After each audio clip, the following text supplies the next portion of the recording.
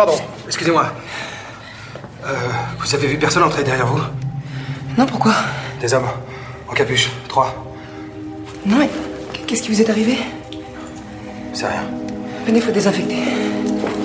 Non, merci, c'est pas la peine. C'est qui ces types, Thomas? Moi, vous en saurez mieux vos portraits.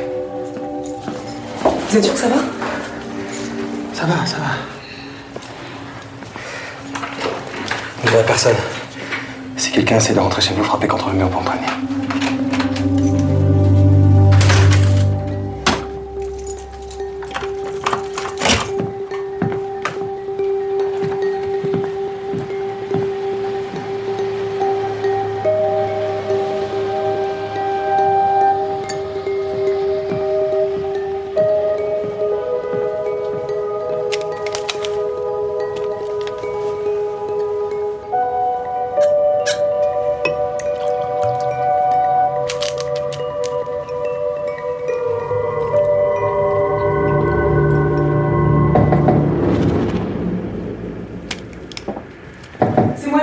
Votre voisine, je vous apporte du désinfectant. Qu'est-ce que tu fous, putain, t'as vu l'heure? Ça va, laisse tomber. On devrait déjà être à la cité des Iris depuis 1 heure. Qu'est-ce que t'as au bras? C'est rien, t'occupe. Si tu veux fumer, Thomas, c'est dehors maintenant. Hein. Ok. T'as vu ta tronche? T'as l'air crevé, tu devrais rentrer. J'attends mon pote Franck. Tu devrais l'attendre ailleurs. Parce qu'à ce rythme-là, quand il arrivera, je sais pas dans quel état tu seras. Hein. Ok, donne-moi du feu.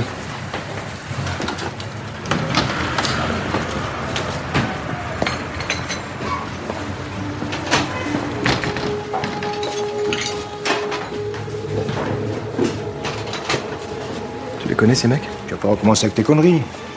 Allez, va te coucher, repose-toi.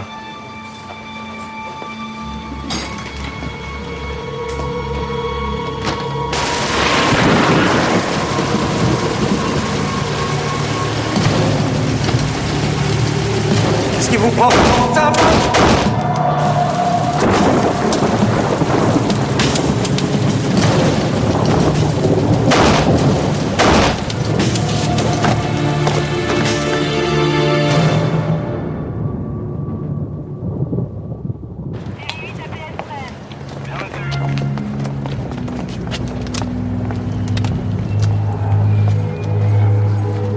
Le deuxième corps est à 200 mètres d'ici. 3 balles, dont 2 mortels, on lui a pas fait de cadeau, hein. Aucun témoin visuel pour l'instant, mais les gars sont en train de faire tous les immeubles de la rue. Non, ça donnera rien. La rue était trop sombre et plus qu'il pleuvait. Tiens. Gilles Serino, 43 ans, carte bancaire, passe Navigo. Il a les mains soignées, il porte un costume avec un nœud papillon. C'est peut-être un serveur ou un maître d'hôtel. Non, ses chaussures sont à peine usées. Moi, je dirais plutôt... tiens, regarde, un musicien. Tu peux me dire de quel instrument il joue? Bah, pas la guitare, ni la batterie, sinon il aurait des cales aux doigts. Je dirais plutôt un pianiste ou un saxo. Le mobile n'est pas le vol, sinon la bague aurait disparu. Ok, bon, vérifiez tous les clubs et les pianos-bars du quartier. Bon, très bien, ok. Bon, on va voir l'autre victime. Les coups de feu ont été entendus 3 minutes après ceux qui ont tué la première victime. Bon, 2 balles cette fois. Une en plein cœur et l'autre dans la poitrine. Il a pris le premier métro il y a environ 1h30, il faisait encore nuit. Donc le type sort du métro, monte l'escalier. Le tueur se trouve en haut. Il a à peine le temps de lever la tête. Boum! Et il tombe à la renverse. Il y a de la lumière derrière lui, donc il est en contre-jour. Alors soit le tueur connaissait exactement son emploi du temps. Soit il connaissait pas du tout la victime. Oui. Regarde. On a retrouvé qu'une douille. Ça veut dire qu'il a ramassé l'autre. Les autres. Le témoin auditif assure avoir entendu un 3e coup de feu 5 minutes plus tard. Oui, mais il y a 2 impacts. Qu'est-ce que tu veux dire? Tu penses qu'il pourrait y avoir une 3e victime? Où était le témoin qui a entendu les 3 coups de feu? Il promenait son chien là de l'autre côté de la Là? rue. Oui. Ouais? Bon, on va jeter un coup d'œil là-bas.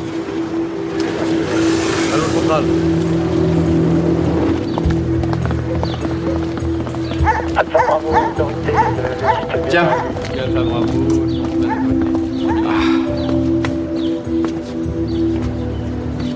Sécurisez la scène et appelez les TSC.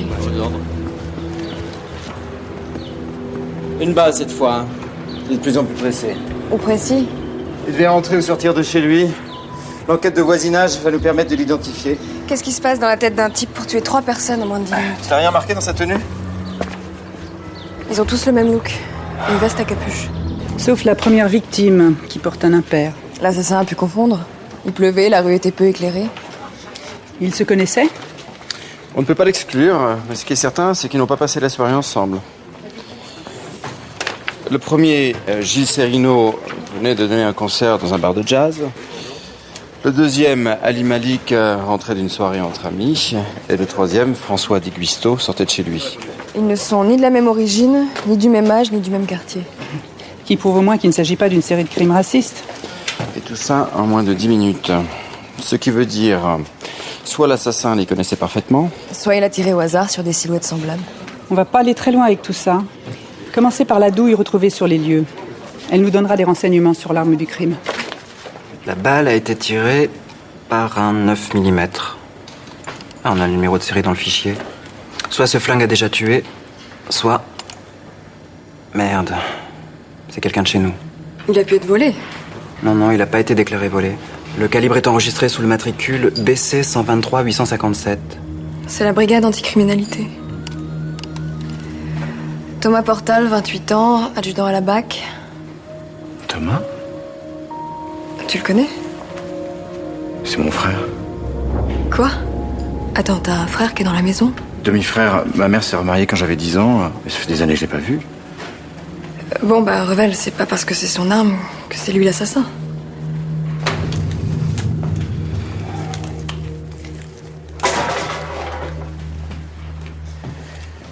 Eh ben... Quel foutoir. Des sédatifs. Il a du mal à trouver le sommeil. On dirait l'appartement d'un toxico. Sauf que c'est l'appartement d'un flic. Qu'est-ce qui lui prend?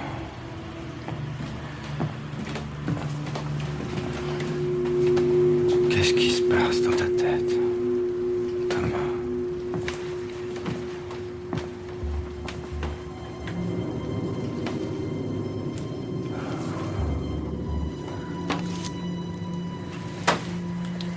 Vous avez combien d'années de différence?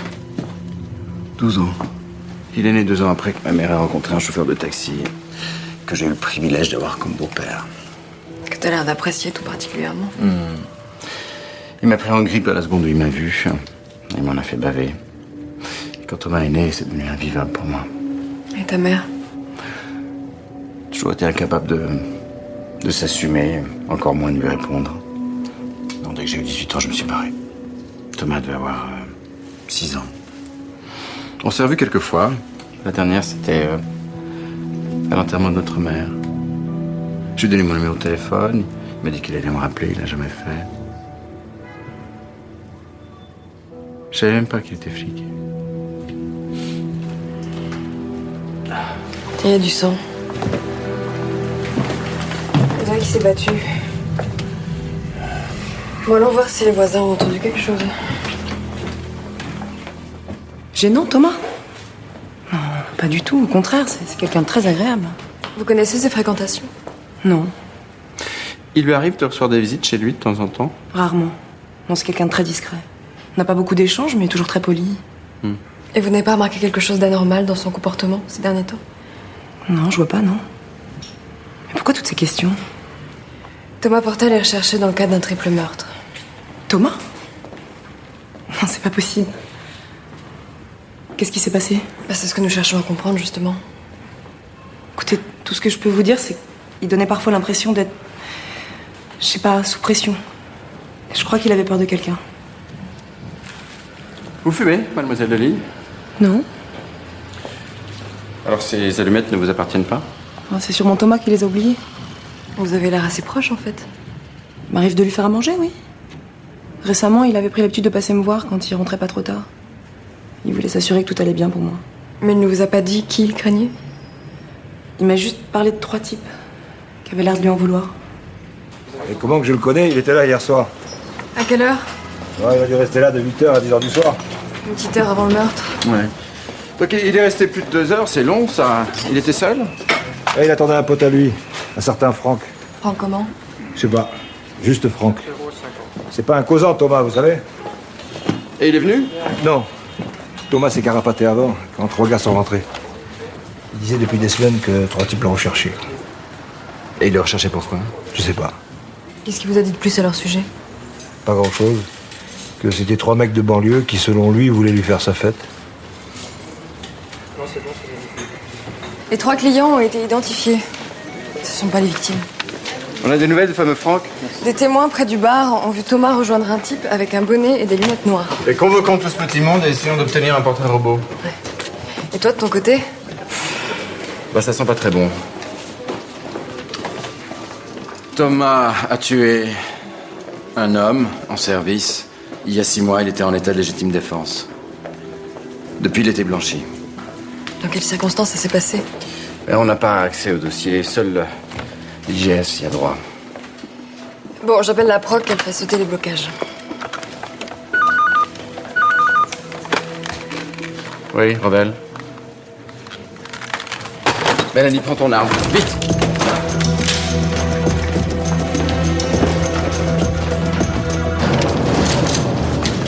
Ils me tirent, putain! Ils vont me buter! Laissez-moi sortir! Pose ton arme et mets-le en l'air! Laissez passer.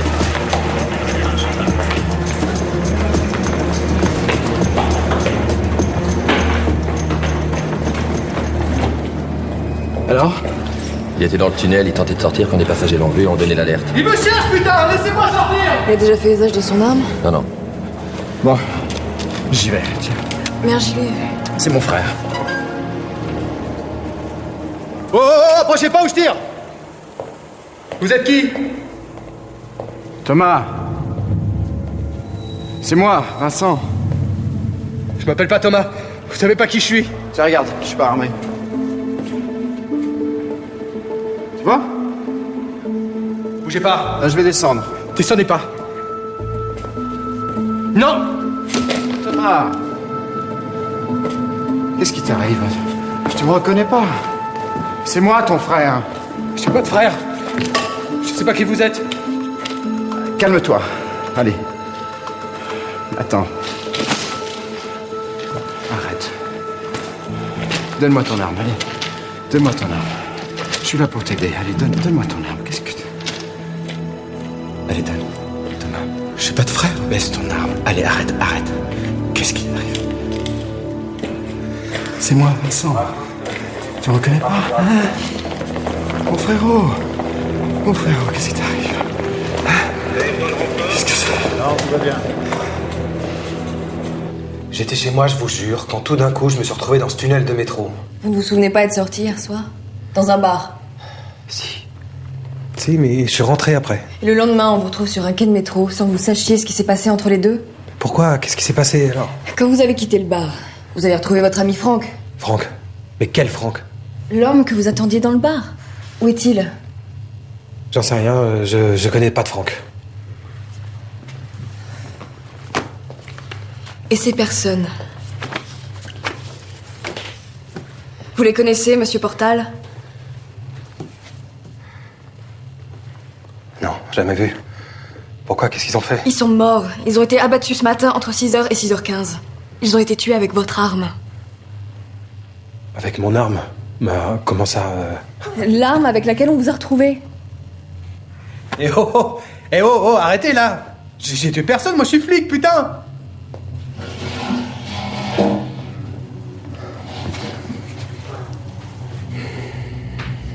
Thomas, tu me reconnais? Non, je vous ai jamais vu. Je connais pas. Tu as ma photo chez toi. J'ai quitté la maison quand tu avais 6 ans. Thomas, tu te souviens pas? Je vous dis que je vous ai jamais vu. Arrêtez vos conneries à la fin, merde! Thomas, fais un effort. Je suis ton frère. Laissez-moi sortir de là! Je veux sortir! Attends, je veux rentrer chez moi! Lâchez-moi! Lâchez-moi! Doucement. Ok! Appelez un médecin!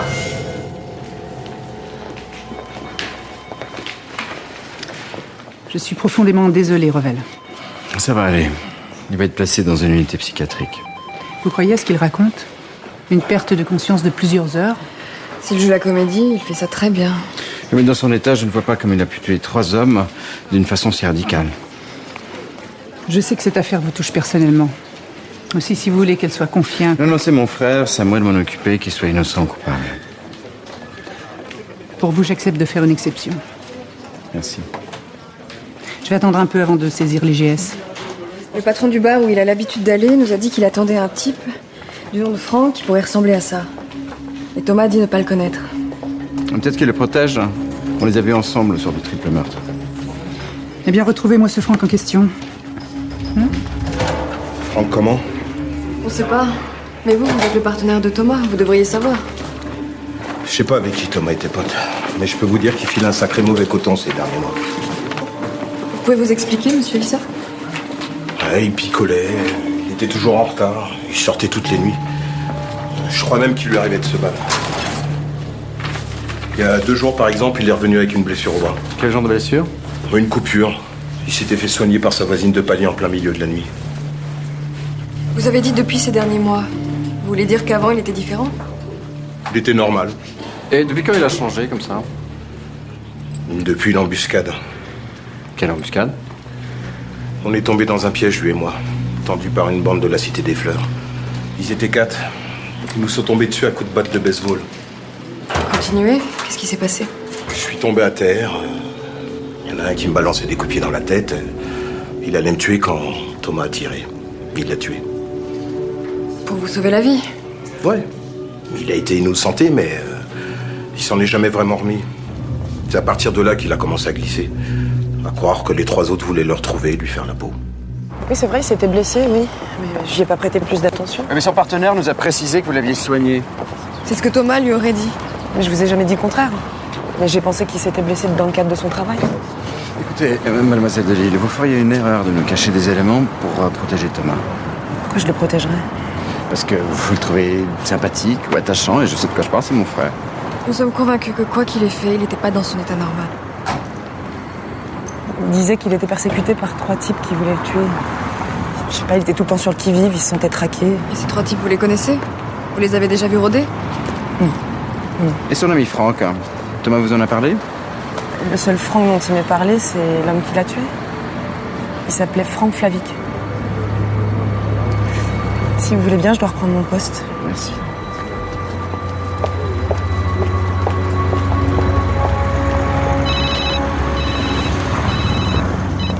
Allô? Ah, bonjour, maître. J'attendais votre appel. J'imagine que notre ami commun a compris ma détermination cette fois-ci. Je vous ai dit ce que je voulais. Rien de plus, rien de moins. Il aime toujours la musique, je suppose. J'ai l'impression que vous ne comprenez pas bien la situation. C'est ça. Mais parlez-lui vite. Dites-lui que je vais le voir pour régler mes comptes avec lui. Directement. Franck Flavic, 28 ans. Et un casier long comme ça. Plusieurs fois condamné pour des agressions sur les forces de l'ordre. Et il venait de purger une peine ferme de 12 mois quand il a tenté de piéger la patrouille de ton frère. La légitime défense ne semble faire aucun doute. Si le témoignage de son partenaire est avéré. Bon, en attendant, il y a peu de chances pour que ce soit le Franck qu'on recherche vu qu'il est mort. Ça dépend. Il faut que je voie le médecin qui s'occupe de Thomas. J'ai mis Monsieur Portal sous Xomyril. C'est un puissant sédatif. C'est aussi un anxiolytique, non? Exact. Il a longtemps été utilisé dans le traitement de la psychose d'angoisse. Bon, maintenant, nous avons des molécules qui agissent de façon plus ciblée. Donc si vous supprimez le traitement, Thomas reprend conscience. Oui. Mais il risque un épisode psychotique aigu immédiat. Docteur, il faut que je vous demande d'interrompre temporairement le traitement de Thomas Portal. C'est très important.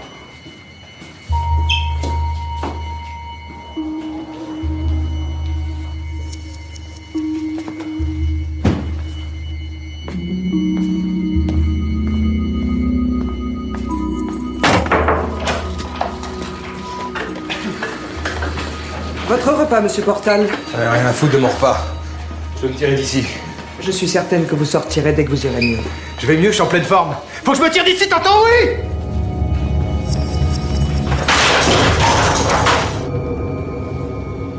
Bon, j'y vais. Vérité sur le pont Philippe. La personne est sauvée.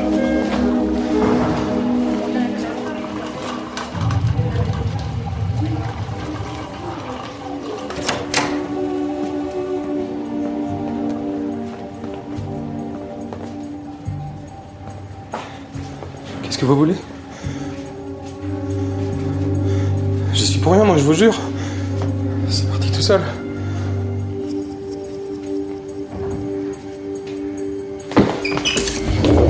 Si tu crois que Franck va te laisser faire, tu te gourres.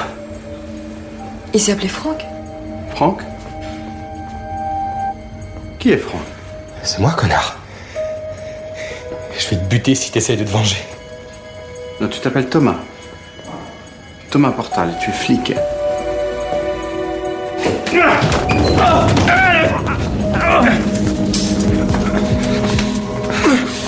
Désolé, frérot. Désolé. Fallait que je sache.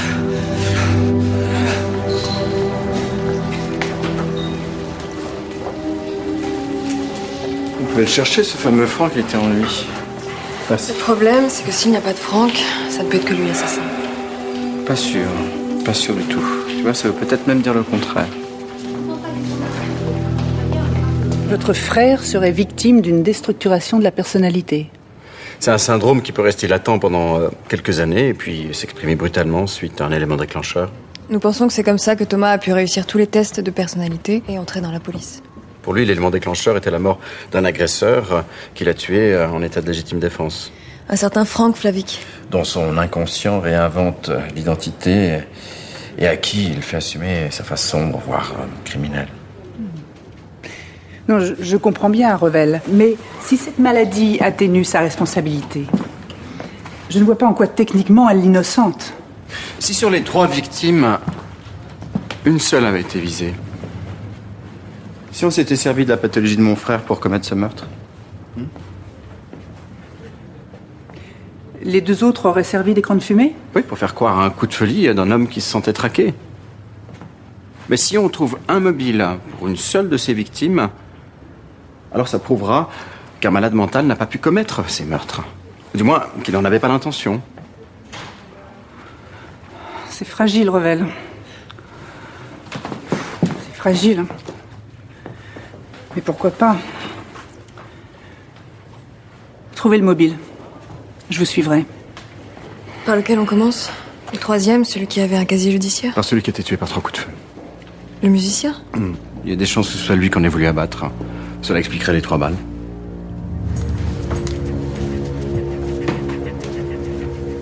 Dis donc, notre ami pianiste est plutôt ordonné. Ordonné et nostalgique. Tiens, regarde ce visage. Ça te dit rien, non? Non, rien du tout. Pourquoi? C'est un jazzman connu? Non, mais sa tête me rappelle quelque chose.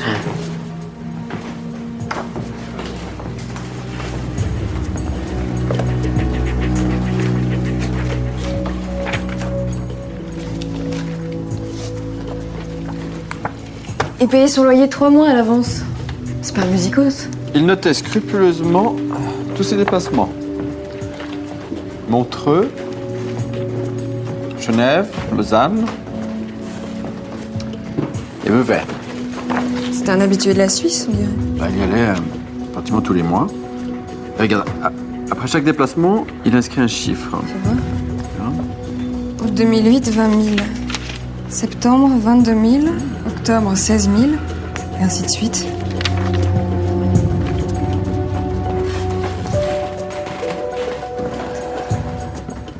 Qu'est-ce que tu penses d'un pianiste qui se déplace toujours avec son piano? Qu'il aurait mieux fait de choisir l'harmonica? Ça dépend.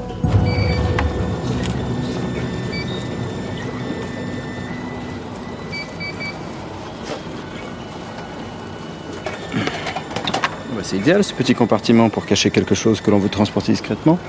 Cocaïne? On va voir ça.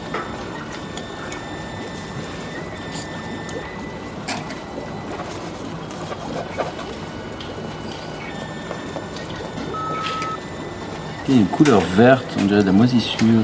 Qu'est-ce qu'il pouvait bien transporter? On dirait du papier collé par l'humidité. Qu'est-ce qu'il y a en Suisse, à part le chocolat et le festival de jazz? Des banques? Négatif. Ni cocaïne, ni opiacés, rien de tout ça. On peut repérer des traces de billets de banque? Ça peut laisser une infime trace d'encre, mais ce sont des tests qui prennent plus de temps. Bon, on va prendre le temps. Ça y est, j'ai les résultats. Oui? Le prélèvement est positif à l'encre. Et pas n'importe quelle encre, regarde.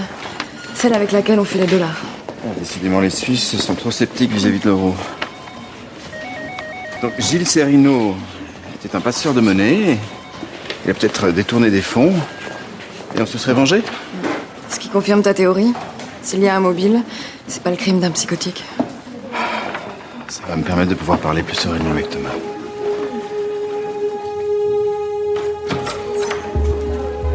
Thomas?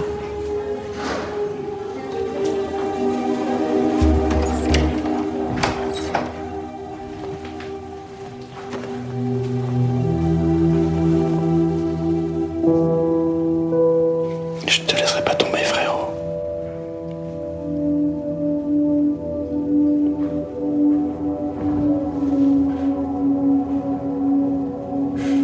Vincent? Ouais, C'est toi, Vincent? ouais, c'est moi. Qu'est-ce qui m'est arrivé? Qu'est-ce que je fais là? Je t'expliquerai, tout va s'arranger. Hein? Repose-toi, repose-toi. Je vais m'occuper de toi maintenant. Comment tu te sens? Hein? J'ai l'impression de sortir d'un tunnel. Si tu crois que Franck va te laisser faire, tu cours. Franck? Qui est Franck? C'est moi, connard. Je vais te buter si tu essaies de te venger. Non, tu t'appelles Thomas. Thomas Portal, et tu es flic.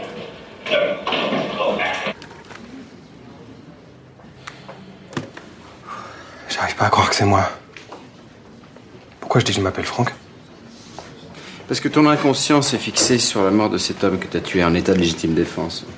Cette mort a provoqué en toi un processus déstructurant de ton identité. Sans traitement, tu sais plus qui tu es. Est-ce que je peux guérir? Il y a des médicaments que tu peux prendre et qui t'éviteront ce genre de crise. Mais tu pourras plus être flic. Tu te souviens vraiment plus de ce qui s'est passé dans cette chambre, hein? Non. C'est comme si c'était un autre. Est-ce qu'il t'est déjà arrivé de te retrouver dans un endroit en te demandant comment t'avais atterri là? Oui, quelquefois. Je me suis retrouvé dans ma bagnole et je savais plus ce que je faisais là. Comme le soir du triple meurtre. Thomas, vous connaissez cet homme? Non, ça me dit rien du tout. Les témoins l'ont vu avec vous le soir du meurtre. Je vous jure que je connais pas ce type, je l'ai jamais vu. Il aurait donc très bien pu voler ton arme sans que tu t'en souviennes. Tu veux dire que cette personne m'aurait utilisé pour... Tuer quelqu'un et masquer ce meurtre derrière vos obsessions. Oui. Est-ce que tu as déjà parlé de ce problème à quelqu'un de ton entourage? La seule personne à qui j'en ai parlé, c'est Ousmane, mon partenaire. Mais bon, lui, il m'aurait jamais fait un coup pareil. Bon, je vais quand même vérifier son alibi pour le soir du meurtre. Laisse, je vais le faire. Je pense que vous avez des choses à lui dire. Puis il va pas s'échapper.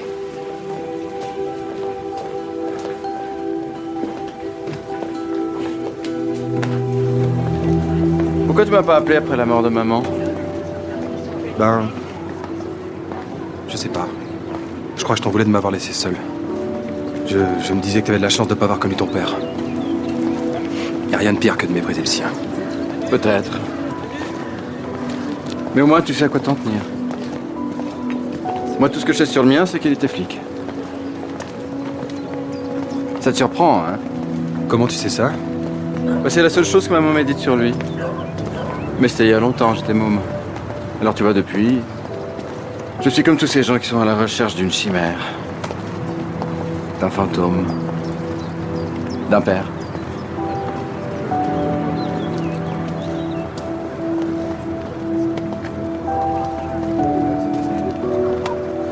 Ousmane, le partenaire de Thomas, fêtait l'anniversaire de sa femme le soir du meurtre. Vous êtes sûr qu'il ne s'est pas absenté une demi-heure? Tout le monde est formel. Si l'homme que nous appelions Franck n'existe pas, qui était avec Thomas alors? Il existe bien, puisque des témoins l'ont décrit, ils ont même fait un portrait robot.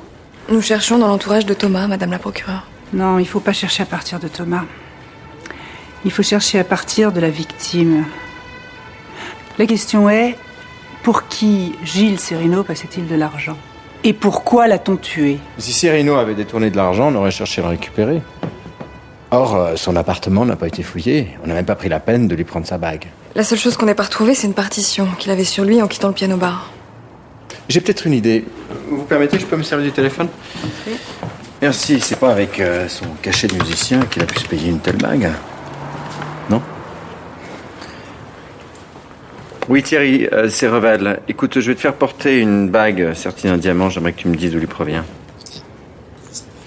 Très bien, merci. Le casse de la rue de la Paix, il y a 12 ans, ça vous dit quelque chose? Des truands qui avaient volé pour 60 millions de bijoux en passant par les caves de l'immeuble d'à côté, hein? Exactement, c'est de là que provient le diamant de notre musicien. Il devait le garder pour sa retraite. Et regardez la photo du chef de la bande prise par une caméra de surveillance à l'époque. C'est l'homme pour lequel Serino travaillait comme passeur. Joli coup. Mais ça ne nous aide pas à l'identifier. Vous avez déjà chanté ou joué pour un groupe, madame procureure? Pardon?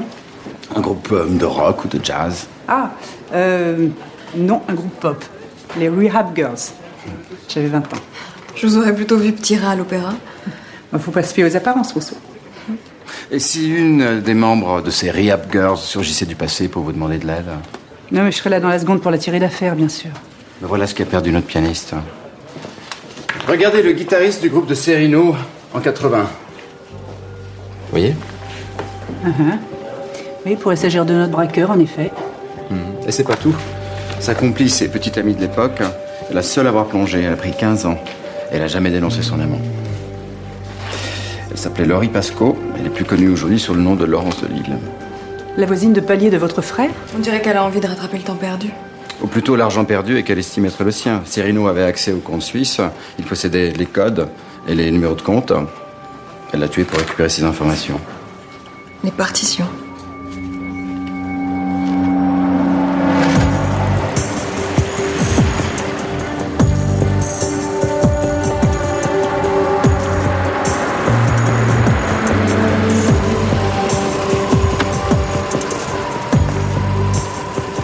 Bonjour maître.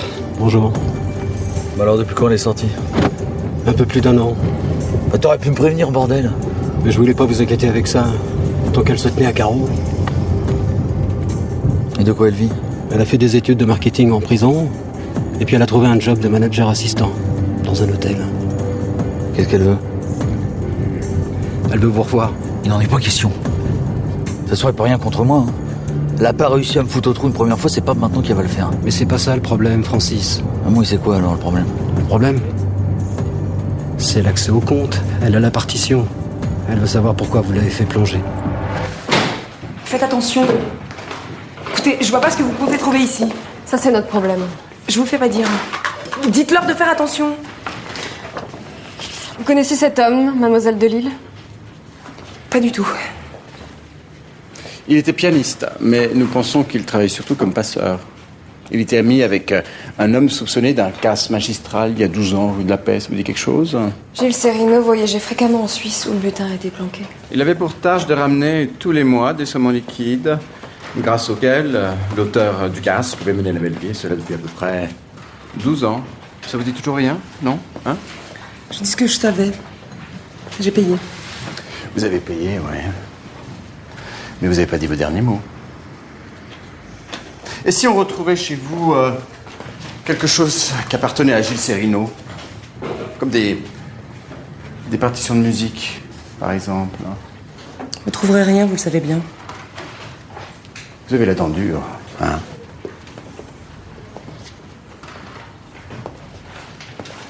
Vous avez passé 10 ans de prison pour un homme qui vous a trahi. Vous avez parfaitement planifié votre revanche jusqu'à utiliser votre voisin, que vous saviez malade, pour qu'il commette 3 meurtres. Et vous pensez que vous allez vous en tirer? Vous n'avez pas de preuves. Et vous en trouverez pas. Elle savait. Elle savait que j'étais malade. C'est quand elle s'en est aperçue qu'elle a échafaudé son plan pour te faire endosser les 3 meurtres. Moi qui croyais qu'elle m'aimait bien. Ça l'empêche. Elle est aveuglée par sa revanche. Dis-moi, tu te souviens pas d'un détail qui pourrait nous aider. Quel genre de détails? Elle a forcément mené une enquête pour retrouver Serino. Et quelqu'un l'a aidé. Elle a jamais mentionné un nom, un prénom, quelque chose qui pourrait faire tilt. Si, il y a peut-être quelque chose. Un jour, elle m'a demandé de venir la chercher. Il pleuvait, sa bagnole était en panne. Je me suis demandé ce qu'elle était venue faire là. C'était où? Devant un garde-meuble à Ivry.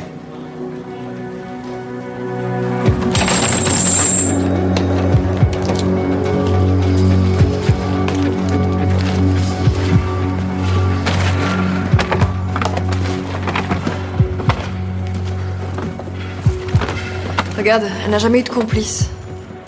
Le portrait robot, c'était elle. Donc c'est elle que les témoins ont vue à la sortie du bar. Tiens, voilà la partition qu'elle a volée à Serino. Ou plutôt ce qu'il en reste. Laurence Delisle l'aurait tuée pour des partitions qu'elle aurait brûlées après. J'aimerais bien savoir pourquoi. On dirait qu'elle attend quelqu'un. Regarde. À mon avis, il va avoir une drôle de surprise.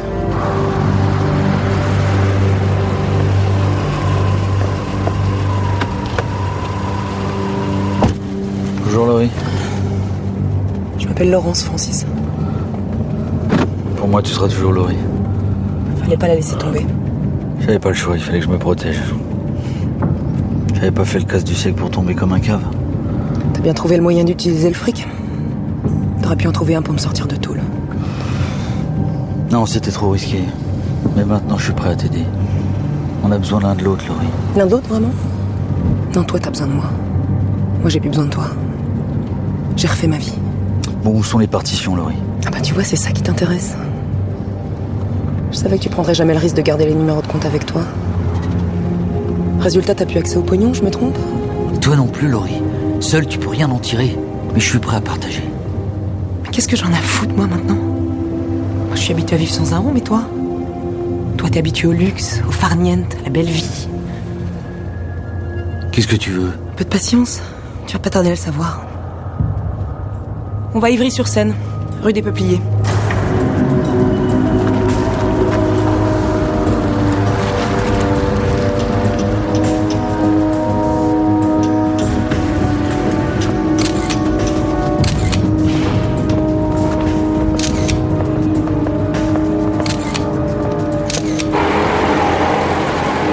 Si vous avez besoin d'autre chose, je suis au bureau. Ok. Bon alors, qu'est-ce qu'il y a là-dedans? T'as pensé à moi toutes ces années? À ce que je vivais? Ce que je ressentais? La bouffe dégueulasse que je me tapais 3 fois par jour? Bon, écoute, le passé, c'est le passé. Alors tu l'ouvres maintenant? Eh ben vas-y, ouvre-le. Allez-y. Ouvrez-le. Qui c'est, tu les connais? C'est des flics. T'as été prévenir les flics? Non, monsieur Pedretti. Mademoiselle Delisle, je veux dire, mademoiselle Pasco a l'habitude de faire les choses sales. Je vois pas de quoi vous parlez. Je parle de toutes ces heures planquées dans le froid à suivre Gilles Serino et pour comprendre que c'est lui et lui seul qui avait accès à l'argent. Mais quel argent? Ne faites pas l'innocent. Vous savez très bien quel argent vous vivez dessus depuis 12 ans. Et pas trop malin, juger la voiture qui est garée devant. Le casse de la joaillerie, rue de la Paix. Le 1er novembre 96, le week-end de la Toussaint. Vous êtes introduit dans la salle des coffres en passant par l'immeuble voisin. Allez, c'est bon, j'en ai assez entendu. Vous ne voulez plus qu'elle ouvre le conteneur?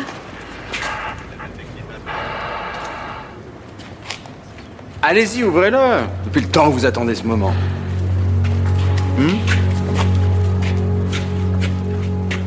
Vous savez pas ce qu'elle a enduré pour en arriver là.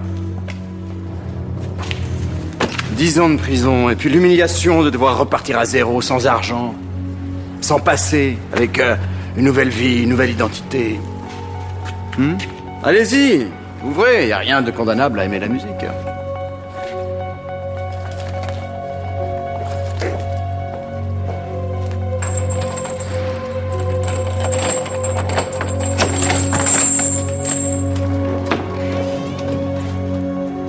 Permettez.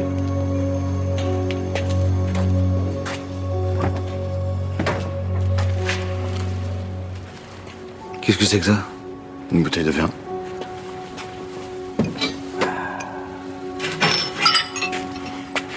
pour sceller vos retrouvailles.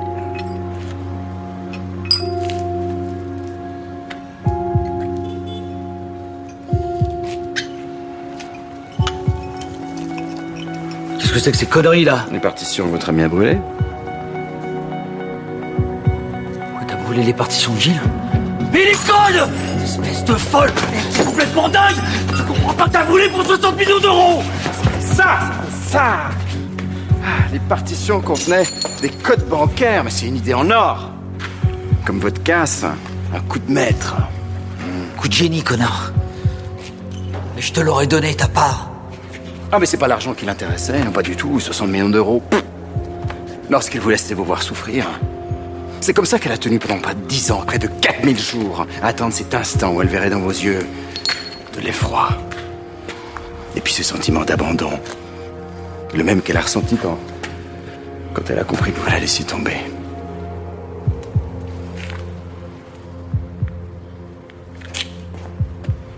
Et puis l'amour que vous avez ressenti pour lui s'est transformé en haine.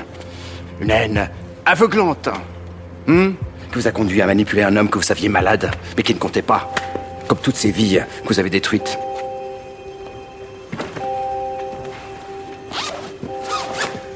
Vous avez retrouvé Thomas Portal. Un soir, vous saviez en crise. Vous l'avez conduit au bar où jouait Gilles Serino. Que vous avez tué. Ainsi que 2 autres. François Deguisto, qui se rendait à son travail. Et puis Ali Malik, qui rentrait d'une soirée. Et puis vous avez abandonné Thomas sur le quai d'un métro avec son arme à la main. Il aurait pu mourir, mais ça vous en foutiez. La seule chose qui comptait, c'était votre vengeance. Fallait pas me trahir.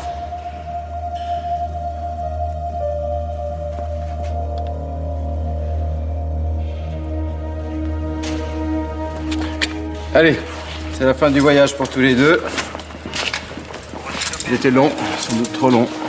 Centrale, l'opération est en cours.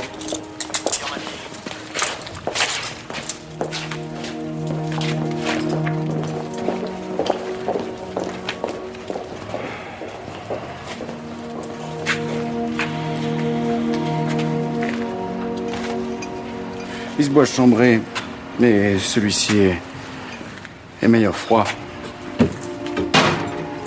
Comme la vengeance.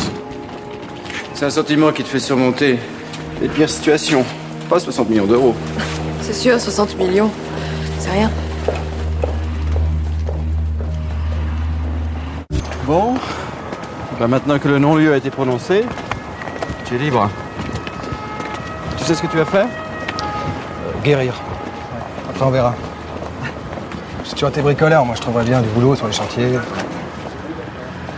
En tout cas, si t'as besoin de moi, tu sais où me trouver. Hein? Merci, Vincent. Je suis content de t'avoir retrouvé.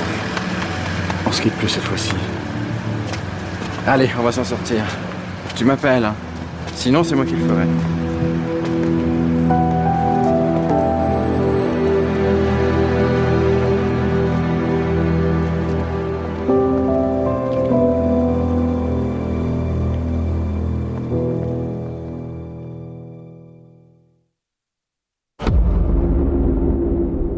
Tout de suite, un 2e épisode de Paris Enquête Criminelle.